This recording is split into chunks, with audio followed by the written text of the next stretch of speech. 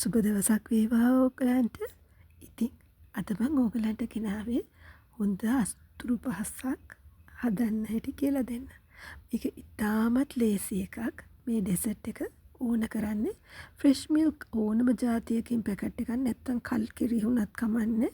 ඊට පස්සේ ජෙලටින් හරි ජෙලි හරි මම නම් ගත්තේ ස්ට්‍රෝබෙරි ජෙලි පැකට් එකක්. මෝතා කස්ටර්ඩ් පැකට් එකක්. ඊට පස්සේ සීනි ඕන. සීනි නම් මේ සැඳී 7ක් වගේ. එහෙම නැත්නම් කෝප භාගයක් අඬු කෝප. මම මෙතෙන්ට ගත්ත මාෂ්මෙලෝ කෑලි 4ක් 5ක්. ඕගලන්ට පුළුවන් ඕන තියෙනවා නම් ඕගලන්ගේ ළඟ මාෂ්මෙලෝ කෑලි 5ක් 6ක් ගත්තත් කමන්නේ. නැතත් කමක් නැහැ. ඉතින් දැන් අපි ගත්ත මේ අඩුම කුඩුම ඔක්කොම දාලා හදන්න යන්නේ කස්ටර්ඩ් ජෙලි පුඩින් එක. ඒ වගේම මේක ඉතිරි කිරි වලින් මං හදන්න යනවා ෆලූඩා එකකුත්. ඉතින් මේක ඇත්තටම ලේසි ෂෝට් දෙයක්. පොඩ්ඩක් බලන්න. ෆ්‍රෙෂ් මිල්ක් ටික ඔක්කොම මම භාජනයකට දාගත්තා. මුළු බෝතලේම දාලා ඉතුරු ටික හොදලා වුණත් චුට්ටක් දාගන්න පුළුවන්. දාගෙන ඉවර වෙලා මද උණුසුමෙන් ඒ කියන්නේ මද ගින්නේ මේක ගොඩාක් නටවන්න යන්න එපා. නිකං මැද ප්‍රමාණයට වගේ නිකන් පෙන දාගෙන ඉද්දි වගේ අන්න ඒ විදිහට අඩු ගින්නේ හොඳට කැට ගැහෙන්නේ නැති විදිහට මේක හැඳි ගාමින් උතුරවා ගන්න.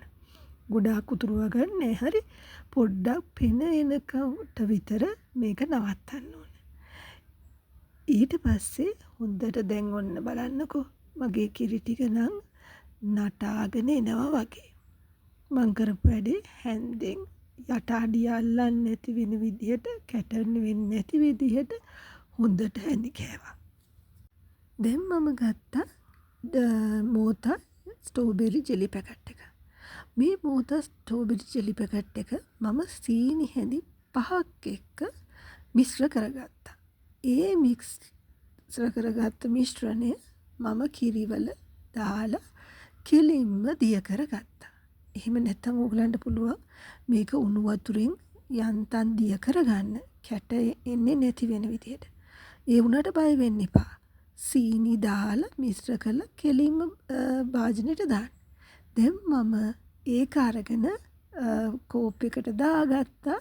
මේක තමයි මම හදන්න ගිය ෆලූඩා එක.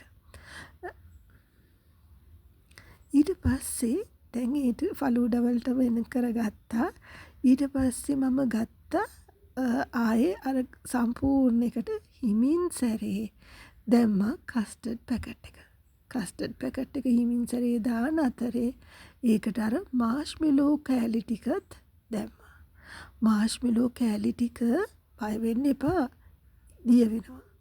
නටාගෙන ඉද්දි දිය වෙනවා. දැන් අපි කස්ටර්ඩ් පවුඩර් එක දැම්මනේ. කස්ටර්ඩ් පවුඩර් එක පුළුවන් නම් සීනි වල මිශ්‍ර කරලා දාන්න. නැත්නම් කස්ටර්ඩ් පැකට් එක අර මන් දැම්ම වගේම දාලා හැබැයි හොඳට මිශ්‍ර කරන්න.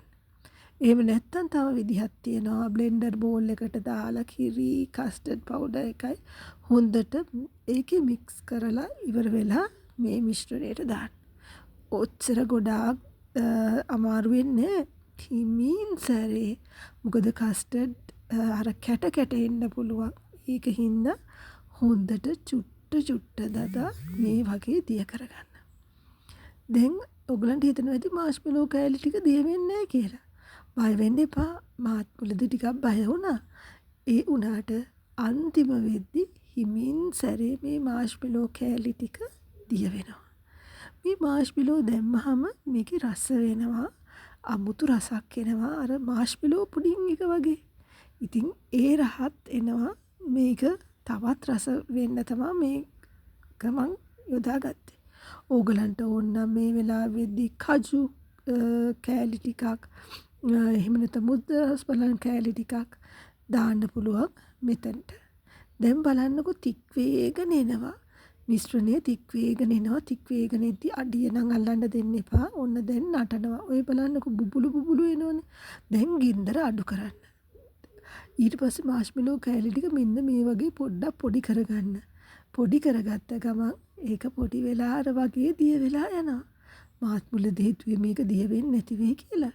ඒ වුණාට හරිම සිම්පල්. බලන්නකෝ. දැන් අර විදිහට බුබුලු එනව නේද? දැන් හිමින් ඕෆ් කරන්න. ඕෆ් කරලා තවත් හැදි ගන්න. අඩිය අල්ලන්න නම් දෙන්න එපා. කර වෙනවා. කර වුණාම කර රහක් වගේ එනවා. ඒකට නම් දෙන්න එපා. දැන් බලන්නකෝ මගේ එකේ කලර් එක මම දැම්මේ කහ පාට ඒ කියන්නේ වැනිලා කස්ටර්ඩ් පවුඩර් එක. ඕගලන්ට තියෙනවා නම් ස්ට්‍රෝබෙරි කස්ටර්ඩ් එක දාන්න එතකොට රෝසම පාට වෙනවා. දැන් මම කරපු හැඩේ වෙන බෝල් එකකට දාගෙන මේක මම ෆ්‍රිජ් එකේ තියෙනවා. පැය 8ක් විතර.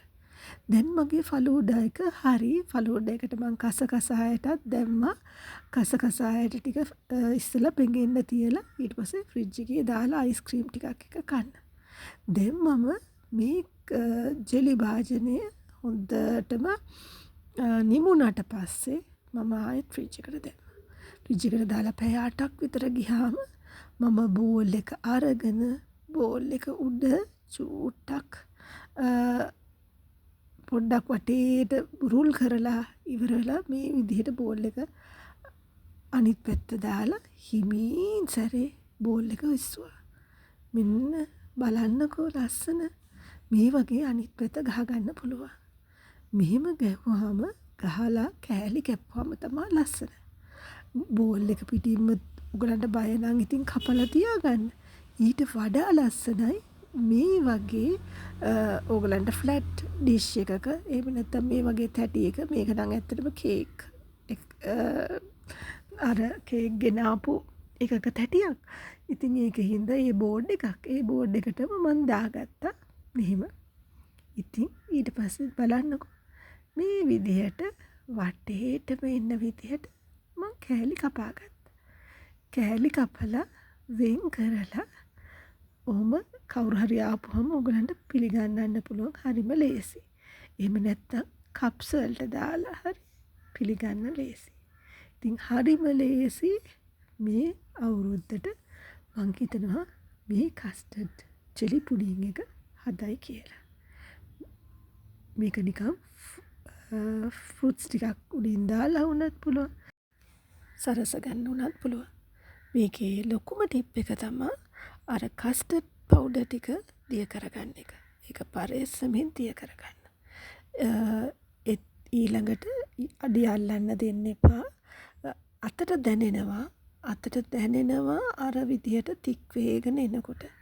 ඉතින් අර වගේ බුබුලු දෙක තුනක් ආපුවම ඒ තික් වේගෙන එද්දි ගින්දර අඩු කරලා හොඳට හැඳි ගන්න අඩිය අල්ලන්න දෙන්න එපා. ඊළඟට ආයෙ තව එකක් තමයි මේකෙදි අර බුබුලු දාගෙන එද්දි ඕෆ් කරන්න. ඕෆ් කරලා ඉවර වෙලා මේක අර බෝල් එකකට දාලා ෆ්‍රිජ් එකේ දාන්න. ෆ්‍රීසර් එකේ දාන්න එපා. ෆ්‍රීසර් එකේ දැම්මහම අර නිකන් අයිස් වගේ අයිස් වෙද්දි ඒක රහ නෑ. රහ වෙන්න නෝමල් විදිහට ෆ්‍රිජ් එකේ දාලා තියන්න. දාලා පැය 8ක් විතර ගියාම බලන්න සෙට් වෙයි. සෙට් වුණාට පස්සේ හිමින් සැරේ අර වගේ අප්සයිඩ් ඩවුන් දාලා ගන්නත් පුළුවන්. ඉතින් මේ අවුරුදු කාලේ මේ වගේ රස ඩෙසර්ට් එකක් හදාගන්න තාමත් පහසුයි. වැඩි සීනිත් නැහැ. ඒ වගේම මේක හැමෝම ආසා වෙයි කියලා හිතනවා. එහෙනම් අදට මං ගිහින් එන්න.